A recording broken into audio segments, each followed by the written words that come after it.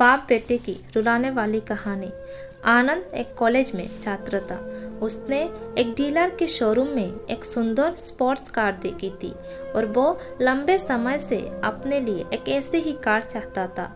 आनंद जानता था कि उसके माता पिता इसे खरीदने के लिए सक्षम है, इसलिए उसने उन्हें बताया कि उसे ये कार अपने ग्रेजुएशन कंप्लीट होने पर गिफ्ट के रूप में दे। देखते ही देखते वो दिन भी आ गया और पिता ने जेम्स को अपने निजी कार्यालय में बुलाया। उन्होंने उससे कहा कि मुझे तुम्हारे जैसे अच्छे बेटे पर बहुत गर्व है। उन्होंने उसे बताया कि वो उससे कितना प्यार करते हैं और उसे एक प्यारा रैपर से लिपटा हुआ उपहार दिया। आनंद उस छोटे से गिफ्ट को डब्बे को देख निराशा महसूस करने लगा, लेकिन वो जानने के लिए उत्सुक था कि ऐसा क्या था उस बक्स में।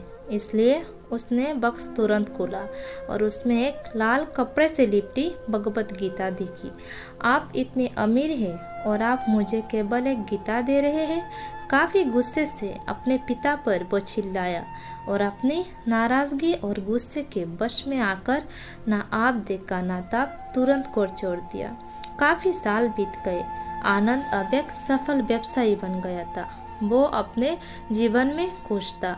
उसकी शादी हो चुकी थी और उसके 2 बच्चे थे। उनका परिवार एक सुंदर घर में रहता था, लेकिन उसके पिता के साथ टूटे रिश्ते के कारण उसकी आत्मा अभी भी आहत थी। आनंद अपने पिता का घर छोड़ने के बाद कभी उनसे नहीं मिला था। आनंद को उस दिन के बाद अपने पिता को ना मिलने का पछतावा हमेशा रहने वाला था, क्योंकि एक दिन उसे एक पत्र मिला जिसमें उसके पिता के निधन की खबर थी और साथ ही ये बताया गया था कि उन्होंने अपने जीवन भर की पूंजी वसीयतनामा के अनुसार आनंद के नाम कर गए थे। अपने पिता की सारी संपत्ति विरासत में मिली। तब आनंद अपने पिता का घर पहुंचा और कुछ महत्वपूर्ण कागज की तलाश करने लगा और गलती से उसे वही भगवत गीता का उपहार लिपटा हुआ मिला, जिसे देख उसे फिर उसी उदासी का एहसास हुआ।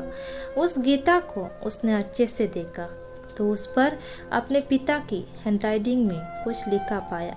उस पर लिखा था, मैं खुद को बेचकर भी हर सपना पूरा करूंगा तेरा, बस तू सपने जरा बड़े दिखाना।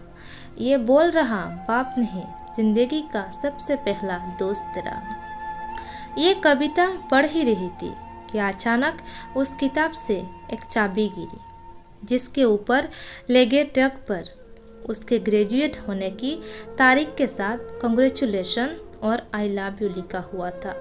आनंद के सर के ऊपर से उसके पिता का साया तो पहले ही उठ चुका था और आज उसकी जिंदगी की सबसे बड़ी गलती के बारे में जानकर उसके पैरों के नीचे से जमीन भी खिसक गई। इस दिन आनंद के आंखें और रूह दोनों पछतावे के आंसू रोए।